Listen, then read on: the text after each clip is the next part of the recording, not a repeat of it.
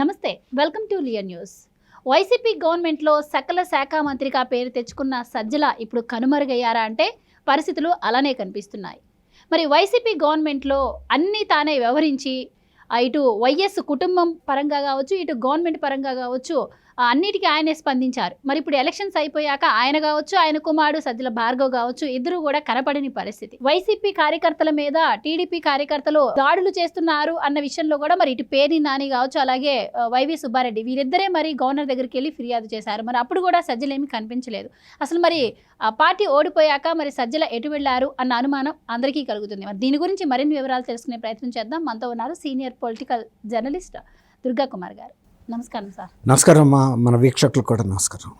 Sir, YCP గవర్నమెంట్లో అన్నీ తానే వ్యవహరించారు సజ్జల రామకృష్ణారెడ్డి, ఆయన కుమారుడు సజ్జల భార్గవ్ రెడ్డి కూడా మనం చూసాము. కానీ పార్టీ ఎప్పుడైతే ఓడిపోయిందో ఆ తర్వాత ఒక్కసారి ఏమో సజ్జల గారు కనిపించడం జరిగింది. మరి ఇంతవరకు కూడా ఏ కార్యక్రమంలో ఆయన కనిపించిన పరిస్థితులు అయితే లేవు. అసలు ఆయన ఏమయ్యారు అన్న అనుమానం అందరికీ కలుగుతోంది. సో ఏం చెప్తారు మీరు? అవునమ్మా, అది వైఎస్ఆర్సీపీలో కూడా కొన్ని ప్రకంపనలు సృష్టిస్తూ ఉంది. సజ్జల రామకృష్ణారెడ్డి గారు వాళ్ళ అబ్బాయి భార్గవ్ అంతర్ధానం గురించి పార్టీలో రెండు వాదనలు వినిపిస్తున్నాయి. వాళ్ళ మీద వ్యతిరేక వర్గం ఉంది, ఆయనకి ఫర్గా ఉండే వర్గం కూడా ఉంది. అసలు వీళ్ళు ఎందుకు కనపట్టలేదు, ఆయన చాలా ధైర్యస్తుడు, అనేక ప్రజా వ్యతిరేక నిర్ణయాలు జగన్మోహన్ రెడ్డి గారు తీసుకున్నప్పుడు కూడా ఆయనంతటా ఆయన స్వయంగా వచ్చి చెప్పలేని పరిస్థితుల్లో సజ్జల రామకృష్ణారెడ్డి గారు నిర్భీతిగా చెప్పాడు, నిర్మోహమాటంగా చెప్పాడు. ఏదైనా ఆయన ప్రజల ముందుకు వచ్చి మాట్లాడాడు. ఇన్ని సంవత్సరాల్లో ముఖ్యమంత్రి కానీ ఇతర మంత్రులు కానీ ఎప్పుడు కూడా మీడియా ముందు వచ్చి మాట్లాడకపోయినా ఆయన ఏ రోజు కూడా మీడియాతో ఒకసారి కాదు ఒక్కోసారి 2-3 సార్లు కూడా మాట్లాడిన సందర్భాలు ఉన్నాయి. ఈవెన్ ఎలక్షన్ రిజల్ట్స్ అనౌన్స్ చేసే ముందు రోజు రాత్రి కూడా ఆయన మాట్లాడుతూ వైఎస్ఆర్సీపీ గెలుస్తుంది, వైజాగ్లో ప్రమాణ స్వీకారం ఉంటుంది కాబట్టి మీరందరూ కూడా దానికి సిద్ధంగా ఉండండి అని పిలిపించిన మనిషి అసలు మరి కౌంటింగ్ అయిన తర్వాత మాట్లాడతా అని కూడా చెప్పాడు. మళ్ళీ నేను 4వ తారీఖు మధ్యాహ్నం మాట్లాడతానని. అట్లాంటిది ఇద్దరు కనపట్టలేదనేది చాలా ఆందోళన కలిగిస్తుంది ఈయనకి అనుయాయులైన వాళ్ళకి. కొంతమంది ఏమంటున్నారంటే ఇదే అదునుగా తీసుకుని అసలు మొత్తం ఓటమికి ఓడంటే కొండంత ఓడన్నట్టు ఇప్పుడు మొత్తం ఈ వైఫల్యానికి కేవలం సజ్జల గారిని ఒక్కడనే ఇచ్చేస్తున్నారు బలిపశువుని.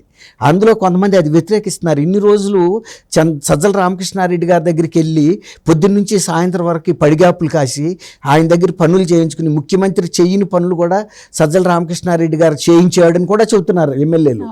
అట్లాంటిది ఇవాళ మళ్ళీ వచ్చి సజ్జల గారి మీద వీళ్ళందరూ ఎట్లా ఫిర్యాదు చేస్తారు? నిన్న సమీక్ష ఏదో కొంతమంది ఎమ్మెల్యేలు యథాలాపంగా కలిసినప్పుడు అందరూ సజ్జలని ద్వేషిస్తే వాళ్ళ ప్రకటనలు కూడా ఇస్తున్నారు బహిరంగంగా.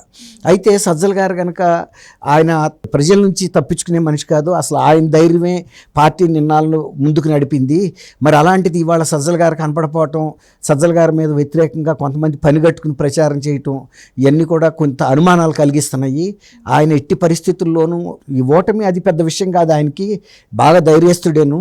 అలాంటిది ఆయన ఎందుకు తప్పించుకెళ్లాల్సిన అవసరం ఏముంది? చెప్తాడు ఓడిపోయాము అని, అంతే. మళ్ళీ పార్టీ పునర్నిర్మాణం గురించి కూడా ఆయన ధైర్యంగా చెప్పగలిగిన ఆయన ఆచూకీ తెలవకుండా ఉండటం, వీళ్ళందరూ అటాక్ చేయటం కూడా కొన్ని అనుమానాలకు దారితీస్తుంది.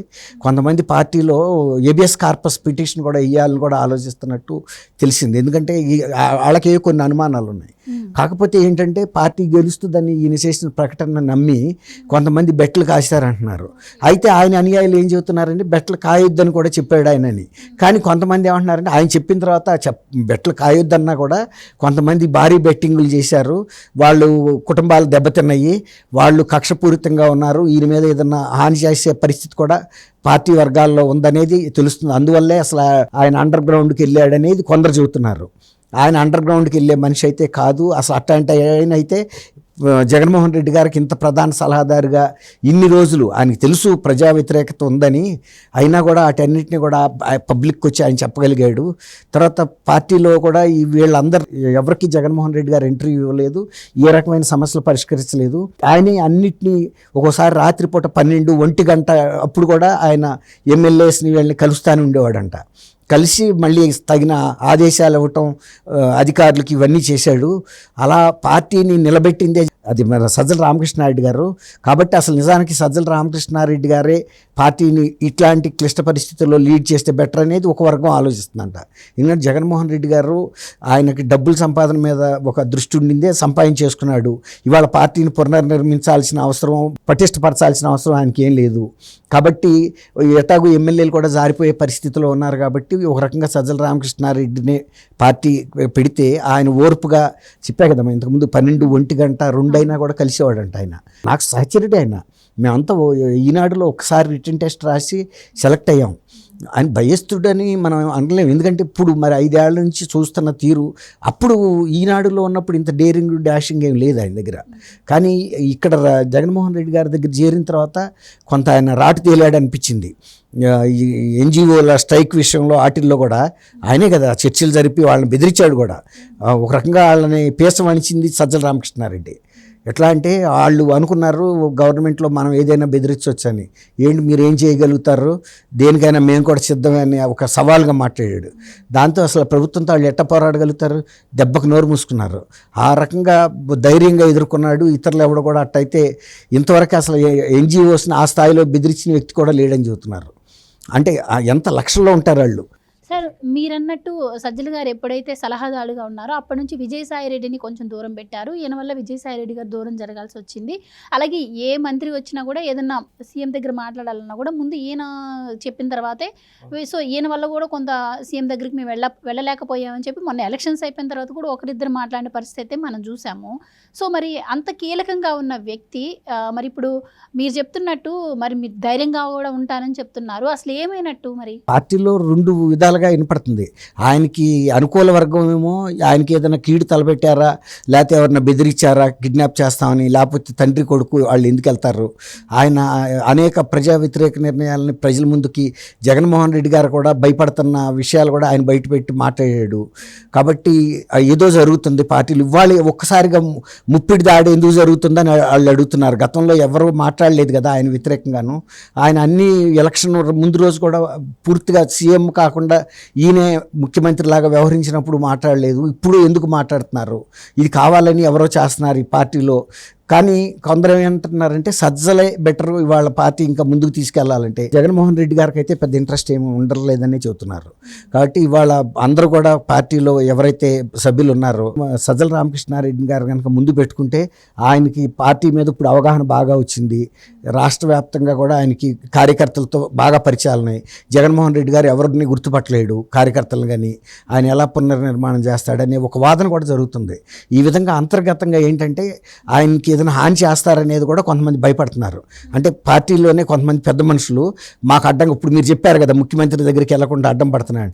సజ్జల రామకృష్ణారెడ్డి ఉన్నంతకాలం మనము సీఎం దృష్టిలో పడలేమని, ఆయనకి ఏమైనా హాని తలపడుతున్నారనే చర్చ కూడా పార్టీలో జరుగుతుంది. ఇది ఎటు వెళ్తుంది అనేది తెలియట్లేదు. ఇప్పుడు జగన్మోహన్ రెడ్డి గారు లీడ్ చేస్తారా, సజ్జల రామకృష్ణారెడ్డి గారిని లీడ్ చేసే బృందం అంటే వాళ్ళ పై చేయి అవుతుందా? ఇప్పుడు 2 అంతర్గతంగా కుమ్ములాట జరుగుతుంది సజ్జల వర్గానికి, ముఖ్యమంత్రి వర్గానికి. ఎవరు కనుక హైయెస్ట్ మెజారిటీ ఉంటే సజ్జల గారు అప్పుడు బయటికి వచ్చి ఆయనే వీళ్ళు డిక్లేర్ చేసుకుంటారంటున్నారు. అసలు రియల్ వైఎస్ఆర్సీపీ మాది, ఆయన నామమాత్రంగా ఉన్నాడు, అప్పుడు కూడాను నడిపిందంతా ఈయనేను. కాబట్టి సజ్జల రామకృష్ణారెడ్డిని మనం అధ్యక్షుడిగా పెట్టుకుని ముందుకు వెళ్దామనే వర్గం కూడా ఉంది. మరి జగన్మోహన్ రెడ్డి గారు కూడా ఇక్కడ ఉండడనేది కొంతమంది చెబుతున్నారు. అట్లాంటప్పుడు ఆయన కనుక ఫారిన్ వెళ్ళిపోదలుచుకుంటే సజ్జల రామకృష్ణారెడ్డిని పెట్టి ఊరికే గౌరవాధ్యక్షుడిగా ఆయన ఉంటాడు. అప్పుడు విజయమ్మ గారు ఉన్నారు కదమ్మా గౌరవాధ్యక్షుడిగా. కానీ ప్రాక్టికల్గా అన్నీ ఈయనే లీడ్ చేస్తాడు. అట్లా అయ్యే అవకాశం ఉంటుందా చూడాలి. మొత్తం మీద మాత్రం ఇది కొంచెం మీరు అన్నట్టు లోపల రచ్చ జరుగుతుంది ఈయన సేఫ్టీ మీద కూడా. అంటే ఏబిఎస్ కార్పస్ వేసి అన్న ఆయన బయటికి తెప్పించాలి అని, అంటే ఎవరి కిడ్నాప్ చేసి వాళ్ళ కస్టడీలో ఉన్నాడా అని కొంతమందికి డౌట్ వస్తుంది. అది చూడాలమ్మా, అదే ఏం జరుగుతుందో చూడాలి. థ్యాంక్ యూ థ్యాంక్ యూ అమ్మా. మన వీక్షకులకు కూడా నమస్కారం.